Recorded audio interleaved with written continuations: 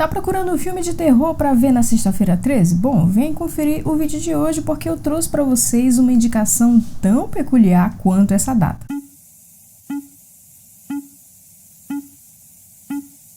Bom, galera, e esse filme aqui ele é tão diferente, pelo menos pra mim, que é até difícil falar sobre muitos detalhes sem te dar spoiler e sem estragar as surpresas que ele tem. Mas eu vou tentar falar sobre ele, né? Então vamos lá. The Perfection é um filme de terror da Netflix estrelado pela Alison Williams e pela Logan Browning. A Alison interpreta a Charlotte, uma mulher que deixou a escola de música pra cuidar da sua mãe doente, enquanto a Lizzie, que é interpretada pela Logan, assume o seu lugar como prodígio na música. Charlotte se aproxima da Lizzie com intenções duvidosas e as duas começam então uma amizade. À primeira vista você tem a impressão de que o filme vai seguir por um caminho, mas quando as coisas mudam drasticamente e começam a ficar bizarras é que a gente percebe que esse não é um filme clichê de terror feito à base de jumpscare. E quando eu falo de coisas bizarras, eu estou falando de cenas bem absurdas e exageradas, beirando o estilo trash. Além disso, o filme aborda temas sensíveis que não são recomendados para todo tipo de pessoa. Então, se você é sensível a cenas desse tipo ou não gosta de filmes assim, pode ser que esse filme não seja um bom filme para você. E olha, para ser sincera, esse aqui não é o tipo de filme que eu costumo ver com muita frequência, né? Praticamente é bem difícil eu ver esse tipo de filme, mas a história dele segue um rumo tão inesperado, tão surpreendente, que a minha curiosidade em saber como isso ia terminar foi bem maior que a minha aversão